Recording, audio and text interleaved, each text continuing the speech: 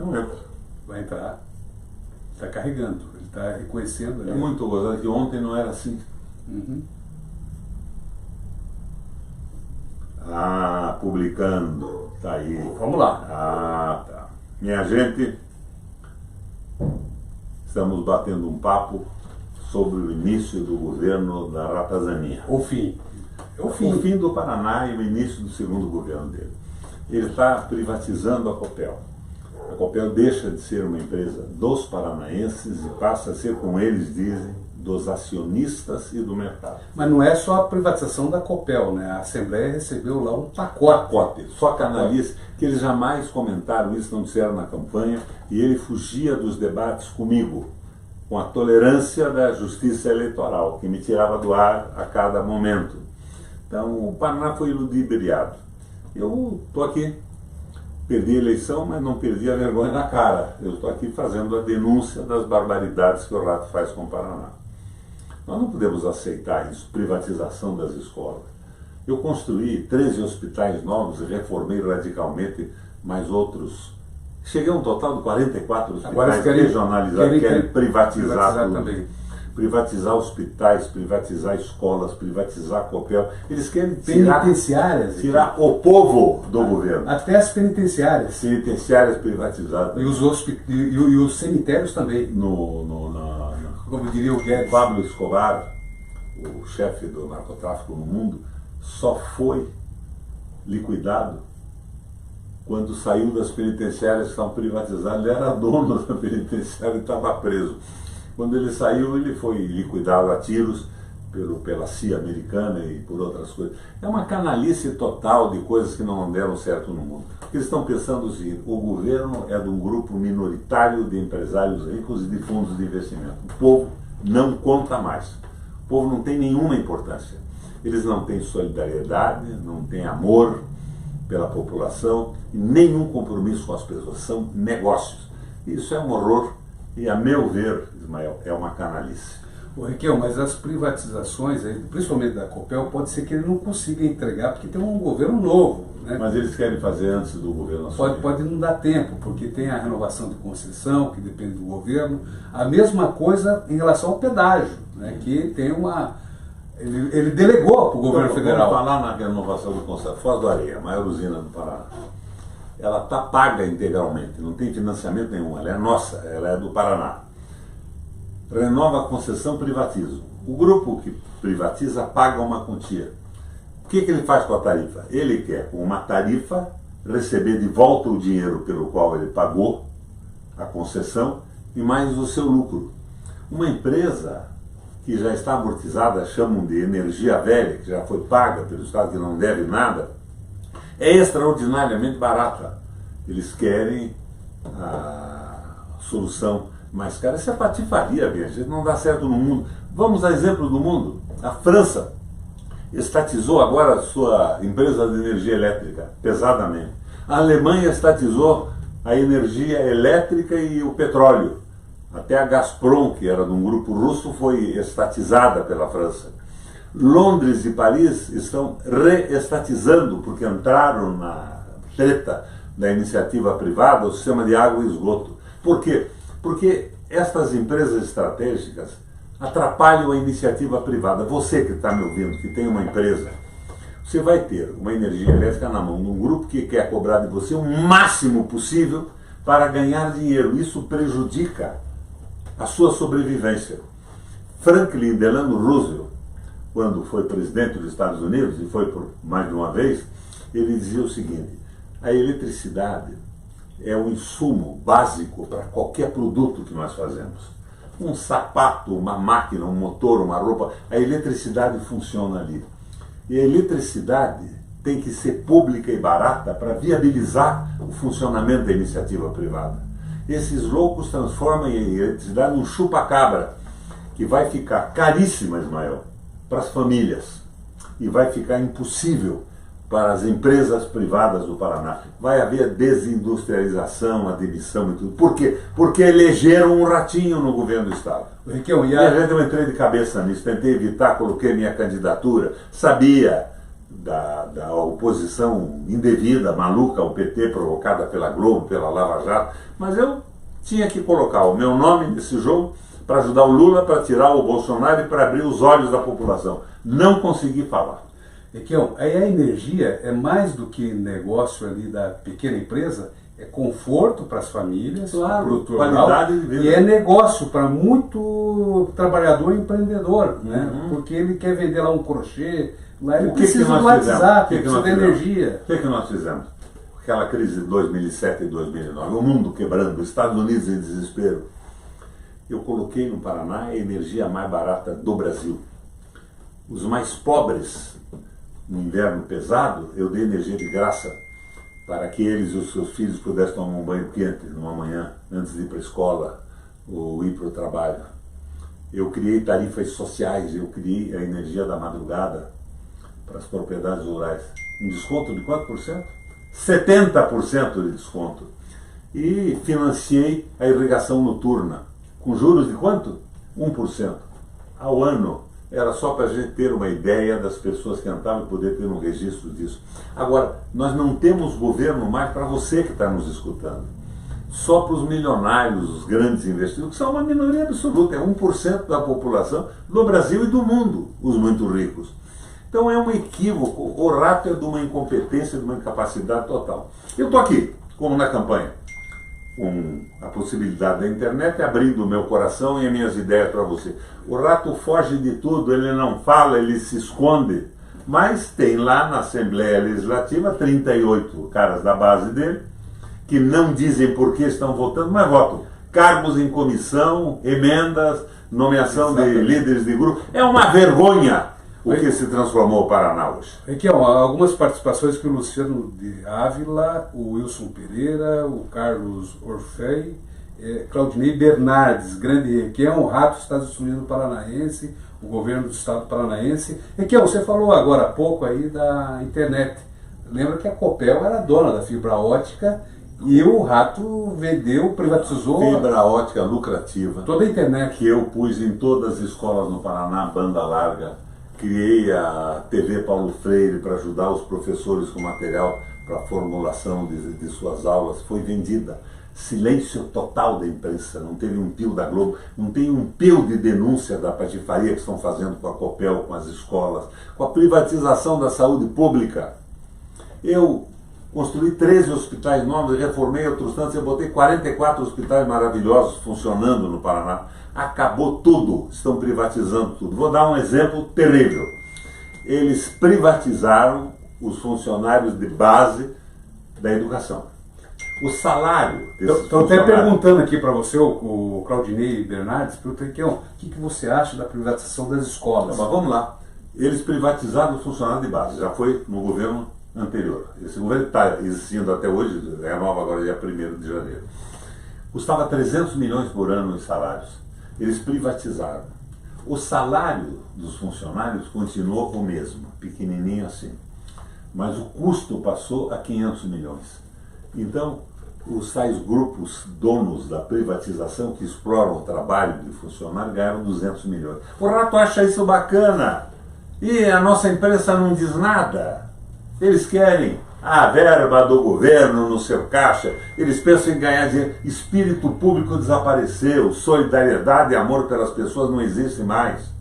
Minha gente, desculpa a minha emoção, eu fico às vezes exacerbado com a barbaridade e o silêncio da sociedade civil. Agora eu vi o tal do G7, os grupos empresariais, protestando contra o aumento de 19% do ICMS. Eu reduzi o ICMS das empresas paranaenses médias de 18% para 2,5% na crise, para que eles não quebrassem, não fechassem, não demitissem. E aumentei o salário mínimo dos trabalhadores para que eles pudessem comer e, gastando os seus salários, recriassem o círculo virtuoso do crescimento econômico. Esses G7 não abrem a boca quanto à privatização da Copel, quanto à privatização das escolas. Minha gente, com toda a franqueza, me desculpem a franqueza, vocês têm merda na cabeça? Membros do G7, vocês são a favor do roubo do pedágio? Vocês são a favor do rato? Vocês foram a favor do Guedes, que quebrou o Brasil? O que vocês têm na cabeça? Vocês não percebem que vocês é que vão ferrar à medida que as coisas avancem. Vocês, do agronegócio, que tanto ajudei, porque o agronegócio é fundamental para o mundo, precisam produzir comida. Mas não é o que eles fazem, eles estão produzindo divisa, soja e milho, para exportar para alimentar gado da China, de outros países. É ruim isso. Mas o agronegócio é fundamental para o mundo. Mas e a pequena e média empresa que não tem mais nada? Vai pagar energia roubada da Sanepar, da Copel e água da Sanepar? Minha gente, a minha indignação é muito grande. Nem o Beto Richa teve coragem de privatizar. Nem o Beto Richa teve coragem de privatizar a Copel. E eles não disseram nada para ninguém. Fizeram uma medida de urgência, meteram freio e bridão em canalhas que são deputados estaduais acanalhados que votaram contra o Paraná. E os caras do antigo MDB que comigo resistiram à venda da Copel, votaram a favor da venda agora? Afrouxaram a tanga? Não, afrouxaram a tanga, perderam a moral, perderam a vergonha na cara. Completamente equivocados ou corrompidos. Vigaristas. Que se reelegeram em cima de esqueminhas de emendas, de uma ajuda para um prefeito aqui, outro ali, mas estão entregando o Paraná inteiro. Minha gente, o que vai ser do nosso Estado? O teu ex-líder votou contra, que é o Romanelli. Pois é, votou contra. É o que eu digo, conhece o Gramsci, né? Conheço. Não existe o canalha absoluto. Canalha absoluto é uma figura de literatura. Todo mundo tem a sua circunstância e não se acredita um canalha. Então, o que nós podemos dizer é que, na minha visão, o Romanelli não é um canalha absoluto. Mas tendo apoiado o Rato e participado desse governo, é um canalha. Só que não é absoluto. É uma forma de anciano, é um canalha atenuado. Desculpa a franqueza. Eu até gosto pessoalmente dele, mas o comportamento político é absolutamente acanalhado. Olha aqui, ó, a Maria Osobon, o Ratinho é uma tragédia que o Paraná de paranaenses acanalhados não tenha vergonha na cara. Está falando aí muitas críticas aqui em relação à privatização da Copel. E que 95% dos paranaenses são contrários à venda da Copel. Era uma pesquisa que nós fizemos antes. Agora, vai sair uma nova agora. Eu solicitei ao PT, sou petista hoje, né? Perdi a eleição pelo ódio ao PT e o ódio ao Requião. O ódio da imprensa é o Requião porque eu não dei o dinheiro que eles queriam. Eu construí escolas e hospitais. Pau no Requião. E esse ódio ao PT, que foi montado pela Globo, pela Lava Jato. Que é o mais do que o ódio da imprensa ao Requião foi a censura. Havia uma censura. Você foi proscrito da imprensa paranaense completamente. Por mais de 10 anos. E depois por 2 juízes do TRE, que tiravam do ar e davam direito de resposta às verdades que eu dizia. Eu disse que o Rato, alto e bom som, o Rato deu isenção de 17 bilhões para algumas empresas secretamente. Devem ser as multinacionais. Me tiraram do ar.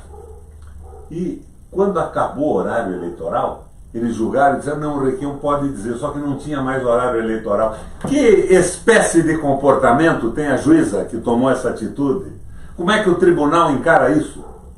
Eu fui simplesmente eliminado da discussão por uma falta absoluta de vergonha de quem me julgou. Eu fui tirado do ar, não pude falar, tinha muito pouco recurso e tudo mais. Agora, essa história do PT ser o diabo é uma estupidez absoluta. Claro que, como todo grande partido, o PT teve desvios. Ninguém vai me pedir para defender o Palocci, quero ver na cadeia.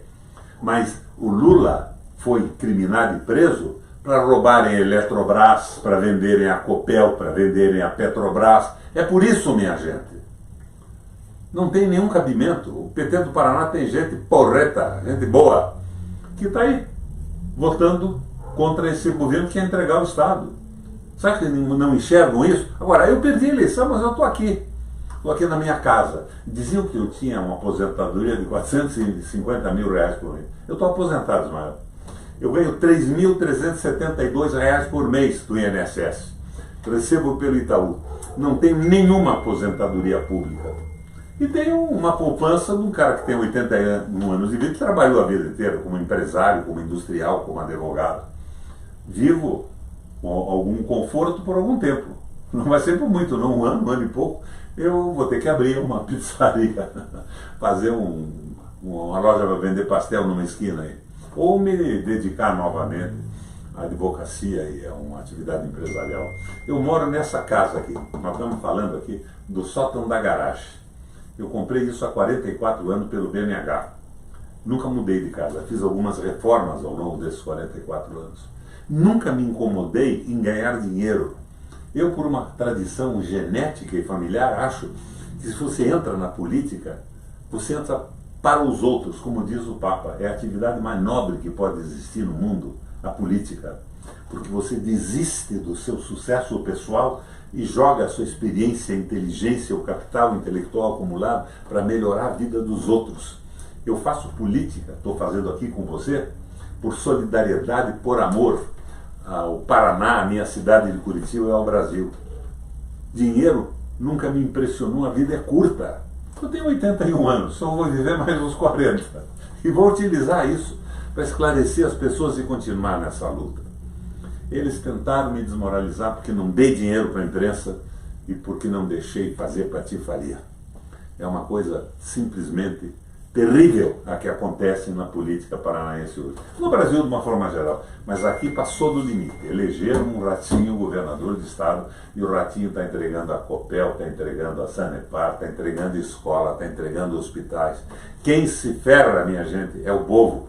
E a agricultura que põe comida na nossa mesa, com a diversidade fantástica que é a pequena agricultura, foi literalmente esquecida. O governo está terceirizado, Requião? O governo tá. O Ratinho é o administrador dos interesses do capital financeiro, é assim que eu vejo. Você sabe que o Ratinho me processou durante a campanha? Não estou sabendo. Processou que eu tinha dito que era um roubo que estavam fazendo com a tarifa da Copel. Daí, eu só estou louco para ver o início dessa lide judicial. No dia da primeira audiência ele não apareceu, pediu para substituir, que ele tinha um compromisso. Na segunda, a mesma coisa, ele não apareceu. Na terceira, ele desistiu da ação. É uma atitude covarde. Eu queria discutir a Copel com ele, não, ele queria privatizar sem que essa discussão vazasse. Vocês que estão me ouvindo, é assim que funciona o governo. O rato se esconde. Ele foge da verdade como um rato foge de um gato. Ele não quer debate. Mas esse modelo de se ausentar da discussão, isso foi reproduzido na Assembleia. Não houve discussão. Ninguém debateu nada. Ninguém foi para a tribuna defender a patifaria. Mas isso é ilegal, Ricão, constitucionalmente falando. Não é ilegal. É uma brecha que tem no sistema legislativo. Mas você tem que realizar as audiências públicas. Tinha que realizar. Agora, se tivesse promotor público, já tinham entrado em juízos para resolver isso. Mas o que está acontecendo? O promotor público, a promotoria pública homenageia o secretário da Fazenda. Eles criaram cargos. Lembra que criaram na Assembleia, no Tribunal de Contas e no Judiciário 500 cargos. Agora o rato cria mais 9 secretarias de Estado e mais 500 cargos. Ninguém diz nada. Onde é que está a revolta da Globo e das televisões? Nenhuma. E eu quero lembrar você que na nossa luta contra a Copel, você entrou pesado e eu também, as igrejas estavam conosco. O arcebispo Dom Fedalto estava firme na luta com a gente. Os pastores estavam juntos. E eu tinha, por exemplo, na Assembleia de Deus, que é uma baita igreja evangélica brasileira e paranaense, o pastor Pimentel, homem de coragem, de limpeza, de firmeza, que eu admiro muito. Faleceu, mas eu admiro muito até hoje. Era um exemplo para a minha conduta, inclusive. Acabou tudo! O que aconteceu? Foram convertidos por Satanás ou comprados pelo dinheiro sujo do capital financeiro?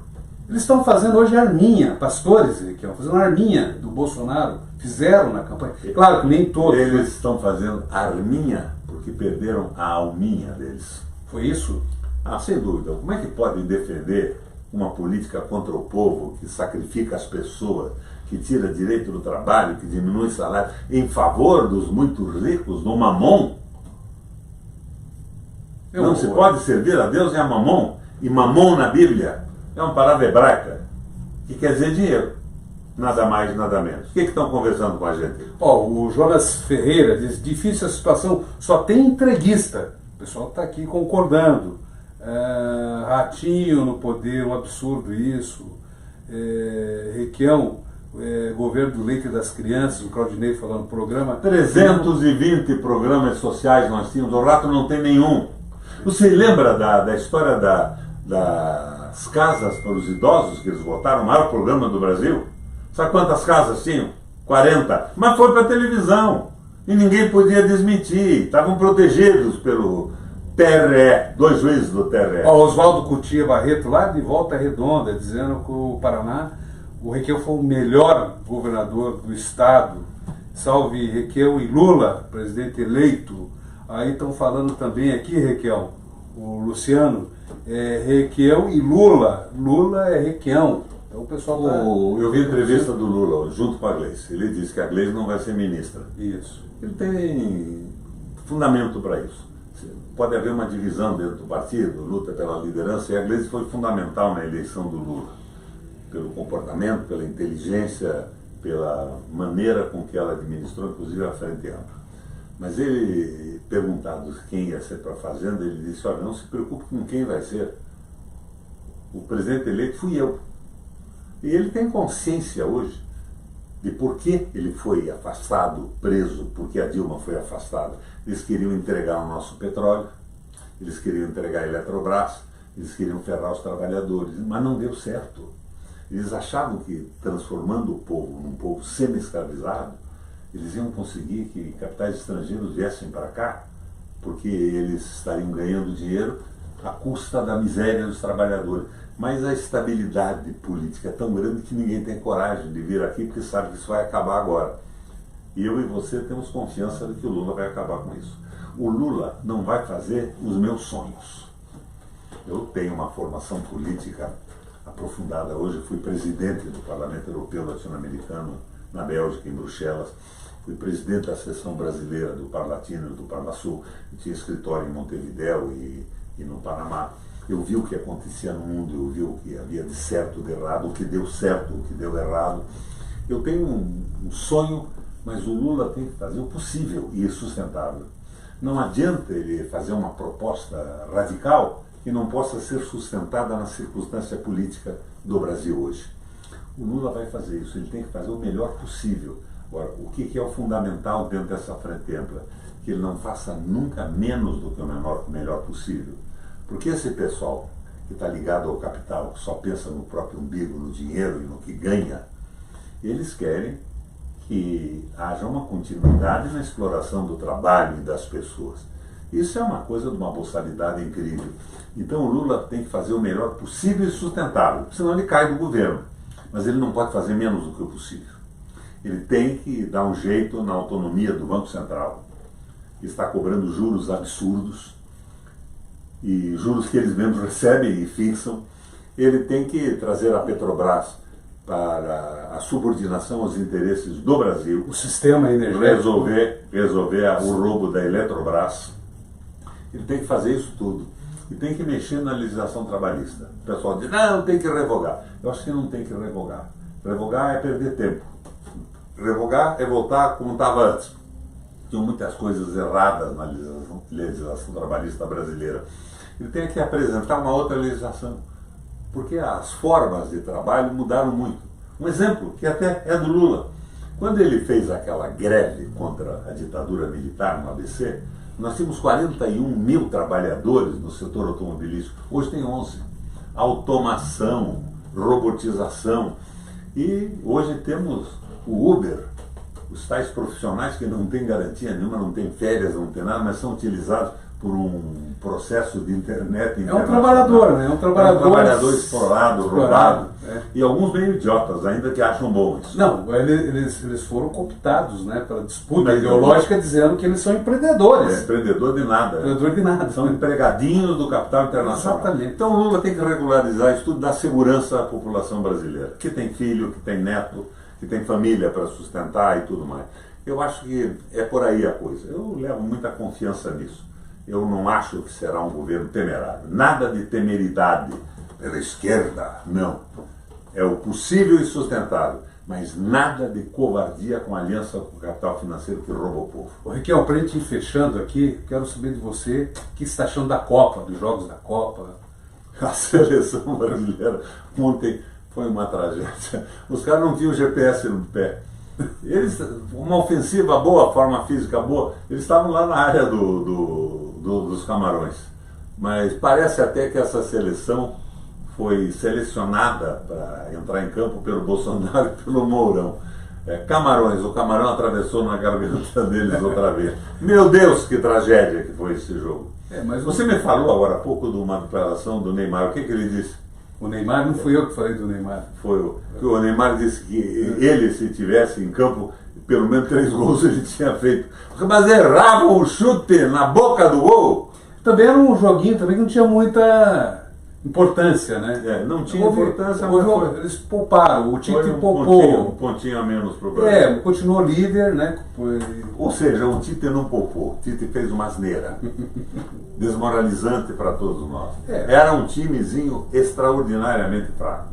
Mas eu acho que na próxima... Jogadores com forma física, aliás, todos têm, de todos os países hoje, né? Esse futebol de forma física, eles correm o tempo todo, mas nenhum talento para chutar uma bola. Mas segunda-feira agora, contra a Coreia do Sul, eu aposto em um 3-1, mais ou menos, porque os coreanos correm pra caramba. Quem é que vai entrar? Entra o titular, o time titular, o que jogou lá na estreia e volta. Eu não conhecia ninguém em campo, eu olhei aquele troço lá. Eles jogam no exterior, mas uma coisa é verdade hoje, é o futebol de força, de treinamento físico. Isso. Então, nós estamos mais ou menos equivalentes. O pessoal vem numa forma tremenda, corre o campo todo, está faltando o talento.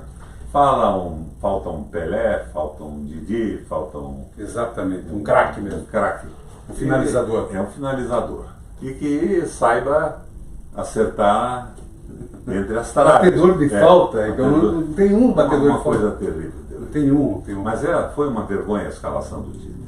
E tem que dizer que foi uma merda mesmo, porque por que nós vamos dizer que foi bom?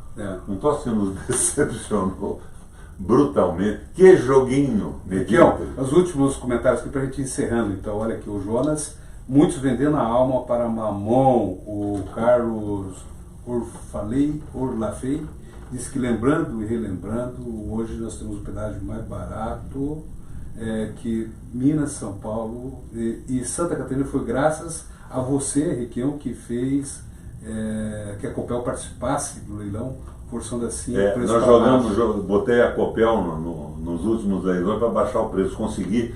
Que bom você lembrar, eu raramente me refiro a isso. Aliás, nós fizemos o governo a favor do povo, o que podia ser feito, nós fizemos. E perdemos a eleição.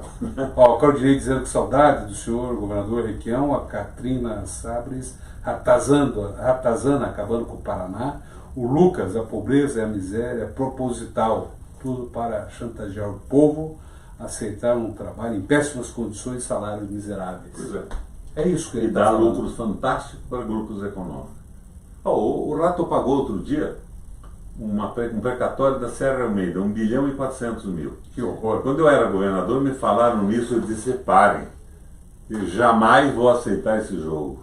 Com o Beto não deu certo.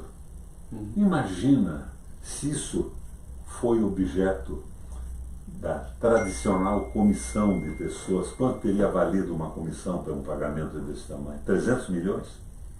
Outro dia falaram comigo sobre isso, mas eu não vou fazer afirmação nenhuma que eu não tenha profundidade. 1.400 bilhões, mais ainda. Tem o tal de CRC da Copel, contas de resultados a compensar. O Estado estava devendo para a Copel um dinheiro. Pagaram para construir uma usina nova, para resolver o problema do apagão no Sudoeste. Não, transformaram em lucro, tiraram do Estado, tiraram das escolas, da saúde, para pagar dividendos aos acionistas. Meu Deus do céu, silêncio total da merda da comunicação monopolizada no Paraná. É que esses dias eu problematizei uma questão. Muitos rádios do interior, jornais pequenos, estão batendo palmas para a privatização da Copel. Só que privatizada a Copel, eles vão perder. Vai acabar aquele troço de subsídio. Eletricidade mais barata para a comunicação do Paraná. Vai ter um apagão. E as rádios são importantes, mas independente do seriam funcionamento. importantes teoricamente, mas quando eles estão fazendo esse tipo de jogo de servir ao poder contra o povo, eles vão acabar. Eles vão acabar. Claro. Vão acabar. É isso, Raquel? É isso. Valeu, minha gente. O que vocês acharam dessa transmissão? Agora, se tem algum especialista em comunicação, nós estamos com um probleminha aqui. O meu Facebook agora, quando eu publico, nós estamos agora pelo YouTube, né? YouTube. Quando eu publico no Facebook uma conversa, por exemplo, essa minha e do Ismael, podíamos ter feito no Facebook. Na minha página não aparece. Aparece nos computadores dos outros. Eu tenho 2 iPads, tenho um telefone, no meu não aparece. Não sei exatamente o que está acontecendo. E sai uma notícia no meu Facebook. O senhor há 109 dias está sem postar nada e tal. E todo dia você posta. Todo dia eu posto. Eu não entendo o que está acontecendo. E essa câmera que nós estamos aqui é a tal de Mivo. É porreta, né? Qualidade de imagem, tudo isso. Mesmo um sotão da minha garagem aqui. Mas nós não conseguimos colocar em mais de uma plataforma de cada vez. Diz que tem aí um Vimeo, mas Deus tem que pagar, é R$4.000 por ano. Mas vamos fazer via o StreamYard. Pois é. Nós vamos configurar ainda. Dá um jeito de colocar no StreamYard e para a gente colocar nas plataformas todas, né? Isso. Eu posso fazer aquilo, um de cada vez. Eu posso acessar o Face, posso acessar o YouTube, posso acessar o Twitter. Isso. E no Twitter não tem limite, né? Você pode fazer um fazer debate por muito tempo. Muito tempo. Mas para colocar mais de uma, eles inventam um tal de Vimeo, que cobra caro. Por isso a alternativa seria o StreamYard. Que cobra barato. Cobra também, né? Cobra também. Você coloca em várias plataformas. Isso, eu faço as minhas transmissões para 8 plataformas. Agora outra coisa, multicanais. Para quem está nos vendo aí pelo... O blog do Ismael, né? Você pode entrar lá, ismaelmorais.com.br, e tem lá as transmissões Quando que eu faço. Comecei a usar esse negócio no Senado, o Face, eu fazia um pronunciamento na saída de minha casa lá em Brasília, ia para 1.600.000, 2 milhões e tal. Agora, de repente, eu tenho paralisadamente 252 mil seguidores, não sobe mais, não aumenta. Não sei porque virou um negócio, eles vendem e seguidores, mas a visualização é de 10 mil, 20 mil. Porque ele quer que dinheiro. Quer que você pague. Dinheiro. Que liberdade de comunicação é essa? E que as pessoas para falar tem que ter muito dinheiro. Os algoritmos, eles proíbem você de acessar além da tua bolha. Então o que ele quer? Ele quer que você pague por isso. E são algoritmos que não são muito claros. Eu acho que precisa de uma legislação para deixar claro como é que eles removem conteúdo seu, meu, sem ter uma decisão judicial. A decisão dos interesses econômicos Claro, dele. claro. Por que me limitaram dessa forma brutal? Essa semana... De milhões para alguns poucos milhares. Essa semana... Porque eu sou nacionalista, sou a favor do povo do Paraná, porque eu denuncio a exploração econômica do Brasil. A semana passada eu fiz uma transmissão ao vivo, compartilhando a transmissão da Assembleia Legislativa sobre a privatização da Copel. Uma plataforma foi lá e me removeu, porque disse que eu estava espalhando notícias duvidosas. Duvidosas. Como aquele meu assunto. No orçamento do Estado do Paraná está lá 17 bilhões de isenção fiscal secretamente para exibir. Eu digo e a juíza me tira do ar durante a campanha toda, não me deixa falar. Isso tem um nome, Riquel, é censura. Censura. É ditadura da opinião única que nós temos que combater. Abuso de poder. Na minha opinião, se houvesse justiça, esta juíza devia ter perdido a condição de juíza, devia ter sido mandada para casa, nem aposentada. Como é que ela faz isso quando eu estou defendendo o Paraná e fica por isso mesmo? Agora, a merda são os advogados também. Dizem, eu não quero brigar com os juízes porque tem outras ações e tal.